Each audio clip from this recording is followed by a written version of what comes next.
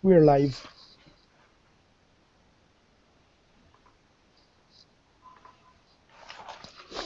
Hello, everyone. Welcome to the fourth edition of Mind Debates. Sorry, it's been about a month and a bit since we came back to you, but I guess we were just looking for the right topic and the right panelists to join us on the this edition of Mind Debates. This is Aadit Kapadia once again. I hope you all are not bored of seeing my face because I'll be coming more often with more edition of Mind Debates. Together with me today is my fellow Mind Makers columnist Sunanda Vashisht. How are you, Sunanda? Hi, how are you? Pretty good, and we're extremely pleased to be joined by Suhag Shukla from the HAF, the Hindu American Foundation, for this edition of Mind Debates. So welcome to Mind Debates, Suhag. Thanks for having me. How are you doing today? Doing good. It's Labor Day, but we're working. Well, Mind Makers is the labor of our love, so we're happy. That's right. Working That's on right. Labor Day. We all do what we love, so no complaints. Right, absolutely. So, so I think one of the topics that we were really interested in discussing in this edition of Mind Debates is obviously some of the work that HAF does in US, and also primarily there is a letter written by certain academicians to the CEOs of Silicon Valley. This, of course, comes about 3 weeks before the Prime Minister of India, Narendra Modi, when he on his planned visit to California and New York, I think on the weekend of September 27th. And the academicians wrote saying that how the Silicon Valley CEO should not invest in digital India, and something about how India is seeing a constriction in the space of civic engagement, and some topics about surveillance and stuff. So we were very interested in discussing this topic and also getting Suhag's perspective on it. So that's just a brief overview of what we're going to cover in the debate. But just to give a brief overview of HAF, so the Hindu American Foundation is an advocacy organization for the Hindu American community. They educate the public about Hinduism, and they have been in Washington, D.C., if I'm not mistaken. Yes. Spread all over U.S., but headquartered in Washington, D.C. Mm-hmm. And Suhag herself is the executive director and a legal counsel, and is the co-founder of HAF, and has been, in various roles with the HAF, but also serves on Religious Advisories Committee for the Council for Foreign Relations, the Department of Homeland Security, and various other roles. So thank you for bearing with us, Suhag, and joining us. No, thanks for having me. Thank you for, It'll be an interesting conversation. Thank you for allowing us to ruin your long weekend. No, not at all. Not at all. Like you said, when it's something that you're passionate about, it doesn't feel like work. Yeah. Right. So just to give a brief overview, Suhag, if you could just give a brief overview, like a 30-second overview of what your role is, and then what your perspective is on this, and then we'll delve into the specifics of this. Sounds good. Well, the Hindu American Foundation, as you mentioned, is a national advocacy organization really working to change the narratives and shape policies that affect Hinduism and Hindus, not just in the United States, but around the globe. So whether it's civil rights that we're talking about here in the United States, or human rights globally, whether it's the depiction of Hinduism in school textbooks or in the higher education or in media, HAF is working with and building and leveraging relationships with key stakeholders in these various arenas to ensure that a insider view and accuracy and balance are brought to the presentation and understanding of Hinduism. As far as this letter, we've been on the receiving end. HAF has definitely been on the receiving end of this particular cadre of academicians. Not maybe all of them, but there's a few key leaders that are usually kind of the key turners, or whatever you want to call it, the catalysts. And they've taken various avatars, whether it was Coalition Against Genocide, whether it's something called the South Asian, I'm forgetting, because they come up with different names for these organizations every few years. And the most recent is probably the Gadhar Alliance, all of them kind of stemming from the Federation of Inqilabi or Indian leftists, whichever way you want to use it. But they're activist professors who, for lack of better term, are really anti-India and anti-Hindu. On a lighter note, was it the Gadar Alliance or the Gaddar Alliance? I'm just curious. That's just the cynic in me talking. But given the floor to you, Sunanda, you were talking about how what you found, like I think we were discussing offline when we were planning about this debate about what issues bothered you the most with the letter. So if you just want to kick us off with that. Yeah. I found one fine morning I found this interesting, for lack of a better word, letter, which didn't surprise me, to put it that way. Although it did surprise me that when Prime Minister Modi came to New York earlier last year, it didn't. This kind of letter didn't appear then. Maybe they were still under the days of him getting such a mandate, and they had still not pulled their pieces yet out. So suddenly, now that Prime Minister Modi is coming to visit Silicon Valley, and we know that in his foreign policy, Digital India and Make in India has been a big part of his trade, is a big part of his foreign policy, and so he's coming to obviously meet the people, and then meet this. The most important engagement is to meet the CEOs of Silicon Valley. What was interesting to me is that these academics wrote this so-called academic letter telling these CEOs not to engage with India, which is a very serious offense in my mind. If you are alleging all the things that you are alleging, where is the proof for it? And where is the proof that anything like this freedom of restriction or anything restriction of freedom speech is happening anywhere? So I just found this letter very intriguing. So clearly this is a front for what they have always been doing, right from the time that they stopped Prime Minister Modi when he was the chief minister from coming to USA, and they were successful in getting his visa cancelled. I think it is the amalgamation of the same people. Same people have come up again, as Suhag very correctly said. They just form these little groups, but the agenda remains the same. So they are coming in here, and this Digital India is not a Bharatiya Janata Party initiative. It is not a Narendra Modi initiative. It is a Government of India initiative. So for some people to oppose it seems very, very petty to me. And without any proof, or without any reason, or without anything, it just seems extremely petty. I think the most hilarious part of this is that they live under this delusion that the CEOs of Silicon Valley actually listen to these academics. No, they don't.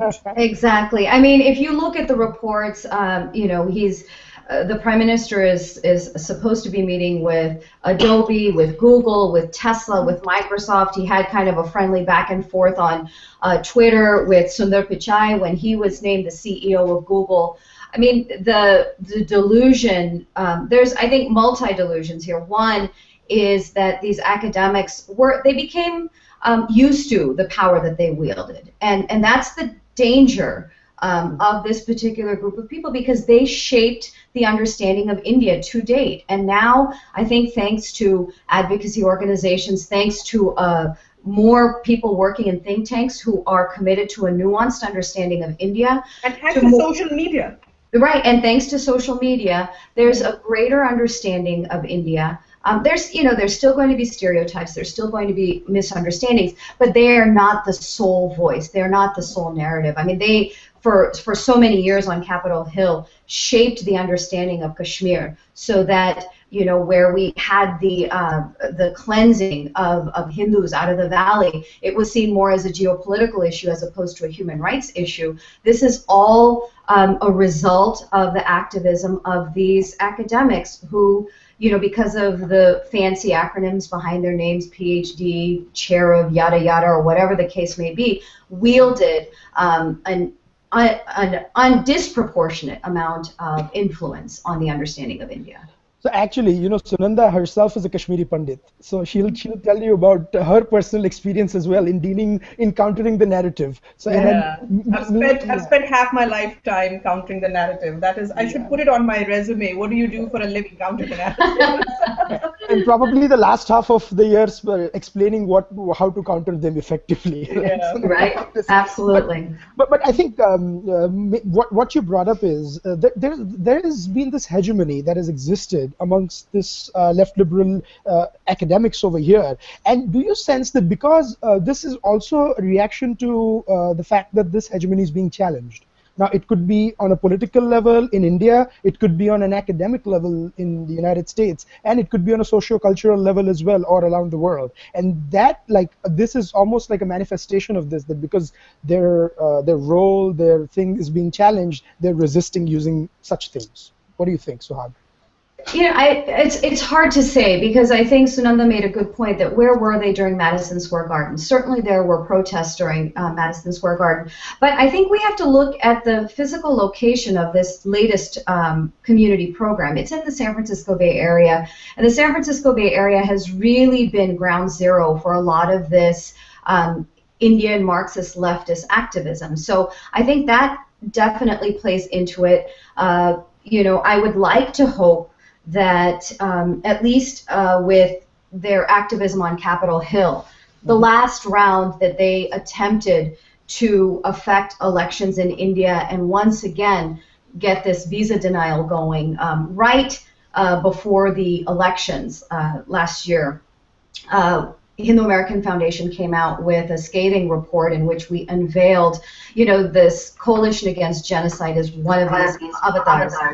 And we kind of did an investigation of all the organizations, and even though on paper it looked like there were 50, 60 organizations, not none of them, but the vast majority were not incorporated. The vast majority didn't have legitimate 501c3s. So there was nothing that would provide some sort of legitimacy to these organizations except for being paper organizations or front organizations to show a larger influence than they really carried.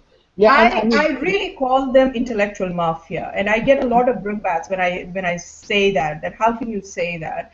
But it really work like mafia organizations, and they it's very important. They call themselves liberals, but they're only liberals if you agree with their viewpoint. What kind of a liberal is that? If you're only agreeing, if I'm agreeing to your viewpoint and you're agreeing to my viewpoint and allow you to speak, that doesn't make you a liberal. What makes you a liberal is that when I don't agree with you and you still give me a platform to speak. That is a real definition of a liberal. That doesn't happen here.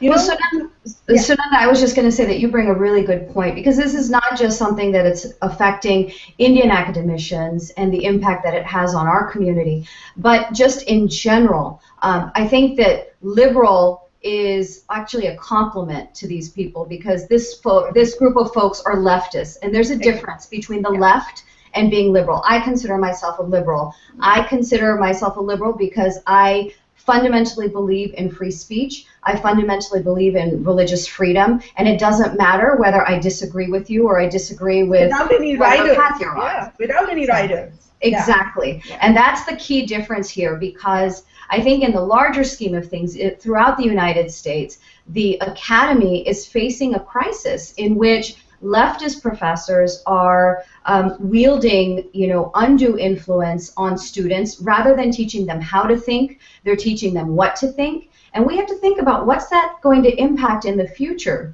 What is the purpose of higher education? And a lot of these Indian leftist professors have been part and parcel of that problem. Yeah. So I wrote this piece about Indian academics in India, and I coined a term for them: ideological fiefdoms. And so slowly we're seeing that develop in the United States as well, in various parts. You have and especially on the West Coast, as Suhag said, in the California side.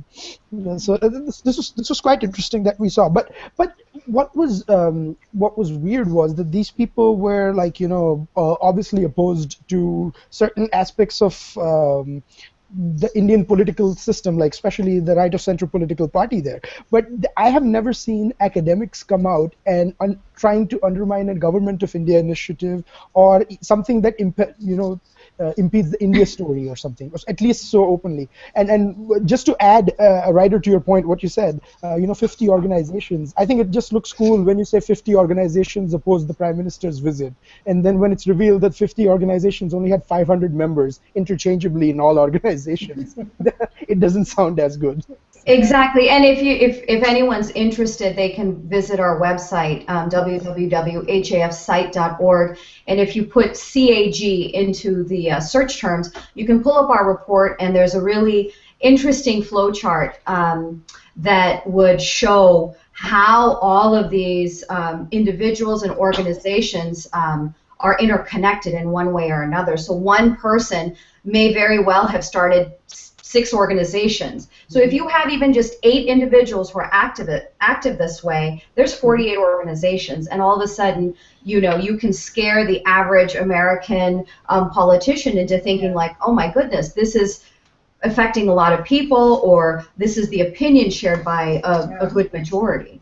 No, and we also live in this funny world of Twitter and breaking news that everyone, they just look at the headline. So when you put a headline saying that 60 organizations oppose so-and-so's visit, people are like, oh my God, there are 60 organizations. No one's going to look at the body of the article, what it says. There's also another point I want to bring in, that as... But before you do that, Sunanda, I wanted to also show the chart that Suhag was talking about. Oh, sure. Yeah, we can do that. Yes. And I'll just quickly, I can share with the audience what they're seeing. Right.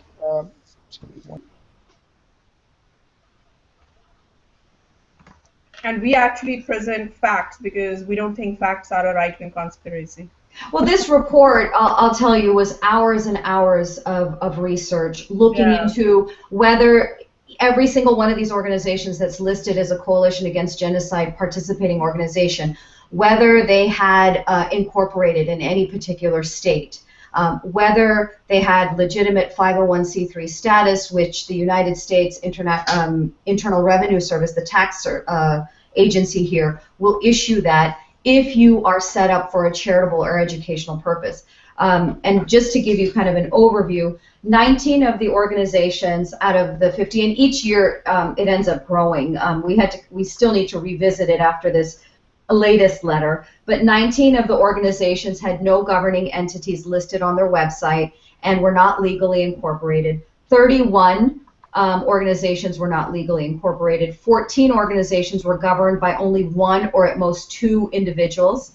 4 organizations listed the identical person as their leadership. So it kind of gives you an idea. So basically, if you look at all of these, 22 of the organizations can be traced back to only 5 people.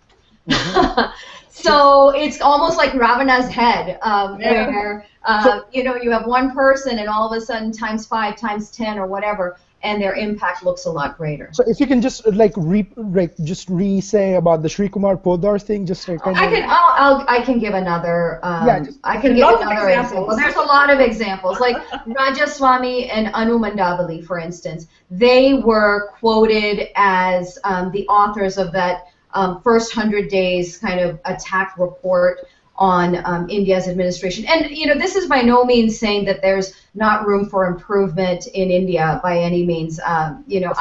As I said, as a liberal, I feel that free speech and some other issues in India could definitely be improved, but that's not as a result of the current party. Free speech has been a problem since independence, when Nehru tried to, stifle things, and that's the irony of all of this, that, the problems that have been underlying and been problems in terms of certain freedoms in India have been there since independence. They are not the result of the current administration. So the suggestion that it is by these academics, I think, is disingenuous and untrue. But if we look at someone like Anu Mandavali, for instance, or Rajaswamy, they are quoted in that 100 Days report by Gadar Alliance. But then they were all, Anu Mandavali, for instance, was a founding member of the Coalition Against Genocide. And she's then involved with Friends of South Asia, which was an organization that popped its head during the California textbook controversy, where HAF was involved with many other Hindu organizations, or the Federation of Indian Leftists. Rajaswamy, same thing. So you can see that this is really an incestuous group in which they just keep sprouting new and new organizations. Mm-hmm. So, this is, as soon as we saw this flowchart, we definitely wanted you to go over it, because this is a very interesting, almost like a spider's web connection where every strand is interlinked. It really is. And then y'all have been in the process of decoding this spider's web probably the last few years. They keep us challenged, though, because now I'm going to have to go and revisit it. Right. So rather than us decoding, we just hand it over to the expert to decode it. But this is a great thing as well. That at the minute this letter came out, we saw a spate of rebuttals as well. And Sunanda, if you just want to enlist the 2 or 3 rebuttals that we've seen. Yeah. And then we can discuss those in further. Yes. I know. This is the thing that this letter came up, and thanks to social media, and thanks to some of us who are working, to dispel this narrative and try to bring an alternative. We saw some great rebuttals. Suhag Shukla of HAF wrote a fantastic piece for Swarajya, and I would recommend everyone to read it if they haven't. Vamsi Juluri wrote an academic blog, which was phenomenal again, and he took on them saying that, please save my liberal studies, please save this, because people are actually making fun of liberals. Mm-hmm. Wrote an amazing piece, which really went viral, because it was actually teaching a lot of these academics about what digital India really is, and he gave them examples from popular culture. He was giving them recommendations of the movie to telling them how to log on to YouTube to explain what digital India really entails. But my question is beyond that, Suhag. My question is, we do all of this, we use social media, we use our writing skills, we go around doing everything. But the disproportionate influence that you were talking about earlier is manifest, it's there. So do you think what we are doing is enough? Or do we need to go beyond this? No, I think that there's a fine balance. As much as I appreciate, say, social media, I think that oftentimes social media provides kind of a fora in which you might say things that you wouldn't say to someone in person, or you might just forward things that aren't necessarily fully researched or vetted. So I think that while social media has its place, it's a double-edged sword, and whether you end up getting angry and riling people up, and they're sending things that I think undermines the cause. I think that we need more and more people who are joining think tanks and joining some of the less traditional fields that our community has excelled in, whether it's technology or medicine, but going into these intellectual spheres and pursuing PhDs in policy or in history or whatever the case may be. I think that we're seeing more of that, and we need to continue seeing more of that. Yeah. We also need to see the support of higher education and the liberal arts in India as well, so that we can have a more nuanced and emic understanding of our social structures, our political structures, and the spectrum of things that get involved in those two facets, and even our history. Our Indian history has been written primarily from a colonialist lens, and it's time to go to Mohenjo-Daro and all these places and rediscover our history in a academically vetted way, so that we're not just chest thumping, but really taking these studies of liberal arts seriously and investing in them. Absolutely, just make scholarly rebuttals to all these people, publish more papers from a different perspective and addressing these issues. And it's quite funny that three of the most read rebuttals on this were, one of them was written by a doctor, the other by a technology professional, and the other by a professor. So you can see the range of voices that have stood up, and I think there's also been petitions and counter petitions and whatnot. But I think this is going to be an ongoing debate or something. I don't think this is going to end anytime anytime soon. But what is heartening to see is a lot more people are coming out and challenging the narrative. Probably 10, 20 years ago or so, there were people who, or maybe even 30 years ago, 30, 40 years ago, there were people who wanted to say out, but they did not know where, like-minded voices of support are. And now there are platforms being provided where they can echo their point of view and challenge them. Absolutely. I mean, the number of new fora that are available, we're just really reading some smart voices that are out there. Swaraj's one of those, there's just a plethora, and I shouldn't actually name specifically any because I know I'll leave someone out, but my end, of course. But really, there are now platforms in which really smart, well thought out voices are emerging and providing, I don't want to even call it a counter-narrative. It is the narrative in many ways, or at least one that hasn't been heard, and that's so important because, it gives people food for thought, and there's a confidence, I think, that you can gain from knowing that, hey, I may not be able to articulate myself in a particular way or articulate my thoughts, but I know that there's someone out there who's representing me, and I think that that's also important to instill confidence. I agree.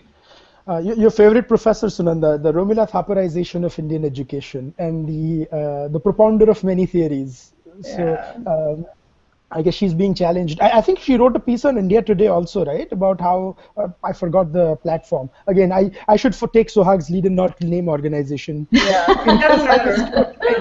They're all the same. They're all the same. We're challenging the ideas. She wrote a piece somewhere, expressing grief about this. This was about 3-4 months ago or something. And then when I wrote a piece on the 365 days of Modi government about the education policy, that it's not about countering or something, but as soon as you try to bring a semblance of balance to the narrative, boom, a volcano erupts somewhere. Yeah. So, but yeah. So Sunanda, any closing comments or something? Any issue that you think needs to be addressed, or looking forward, what do you think this should be? Like, what should be the paradigms of this debate? Looking forward, I think where we lack is we need to be proactive. What I really feel is that we're always countering. I mean, as I said in a lighter way, but I really mean it in a seriously as well, that I spent half my life countering stuff. I also think that we need to take a lead in forming a narrative, in going to debates and taking up topics that have hitherto not been touched. We need to go to these areas and we need to set up our own, or the legitimate narrative, as Suhag very rightly said. It's not a counter narrative, it's a legitimate narrative where people need to hear us. We don't always need to be seen countering, we don't always need to be seen fighting. We need to fight as well, but then there needs to be a larger group where we are also setting up the narrative for the larger people to come and counter and to come and rebut us. Many would argue that we fight more amongst each other than the other side, but that's a different show. Yes.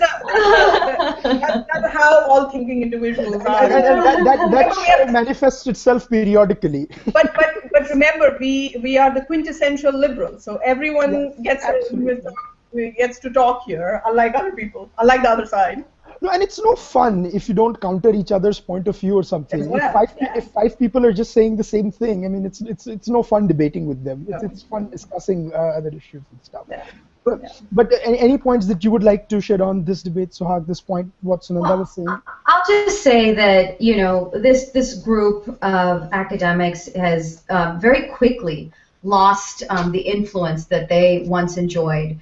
And I think that whether you look at the overtures made by President Obama and his administration, and not just to the United States, but so many other countries towards India, is only a positive sign. And we need a strong India in the region for a multitude of reasons, not just for Indians, but for some of the gross human rights violations that are occurring in the region, the instability, and to have a strong democratic partner, for me as an American, to have a strong democratic partner in the region, I think is so important for South Asia. And that's the direction that all indices are pointing to. So I like to see this in a positive note. That this is just a small blip. Clearly it had no impact, or at least hasn't as of yet. If it does, I would say that it's a lost opportunity for anyone who's scared away by this, by this letter, because India's rising, and either you can join or be left behind. Absolutely. That's a wonderful point on which to conclude the discussion. But what you also said, sorry, Sunanda, you were trying to I make a wanted point? to say the only place where this petition will be discussed is in few living rooms of the academics. I don't see it being discussed in the boardrooms of Silicon Valley at all. No, it might be discussed in the most relevant place that the Indian left is in right now, JNU. Jawaharlal Nehru University. Exactly. But other than JNU, I do not see this making any difference in Silicon Valley. Absolutely, but no. Also, what the points that both of you raised about, that this is not the be all end all. This is just the small blip, and with the global problems that everyone is facing, in different parts of the world, it's very necessary for certain alliances to take shape, and the U.S.-India alliance is certainly one of them. So I don't think economic engagement is where it first starts, and then it leads to other engagement. So I don't think these professors probably would have any influence on that. India and America are natural allies. World's largest democracy and world's oldest democracy can only have a lot more things in common. So I don't think a lot of these petitions could be written about Saudi Arabia and other people, and that's how these academics could find use for themselves. But for India, this doesn't work. No, but don't you know, Saudi Arabia is the place, the most liberal country in the world. These academics never seem to challenge it. So, well, they don't challenge Pakistan, they don't challenge atheist bloggers being killed in Bangladesh, but India is their sole target. So the interesting thing is, it's Aadit's favorite example, and I'll take the liberty of stealing it away from him. It says they write about stifling of free speech in Times of India, which is the most read newspaper in India. So the op-eds about stifling of free speech are written in Times of India and Hindustan Times. Apart from that, also the new thing I've seen is they'll come on TV channels and they say that media is being told to censor its content, and I'm like, buddy, you're just saying what you want to say. I don't know where is the censorship right here. You're being broadcast live. And I don't think the same TV channel will allow me, Sunanda, or you, like if we just show up there for a debate, a voice, just like that, because they have their select panelists and so forth. But anyways, this debates will continue to happen. And before that, I would like to urge all the viewers to visit the HAF site, hafsite.org. Also to visit Mindmakers, MYIND.net. Do subscribe to our podcast on SoundCloud and iTunes. We're on iTunes as well now. And do keep writing to us. Do keep writing whenever you feel like it. It's very important to counter certain narratives or get your point of view, your perspective, and for you to be heard.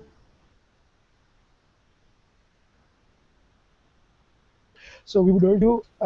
We hope to have more of these interactions and these debates going forward. And hopefully they're on they're still not responding to these petitions. They're still on a positive note or something on those debates. So definitely, I hope you enjoyed debating or discussing with us as much as we did today. Absolutely. Thanks for having me. This was fun. Thank you.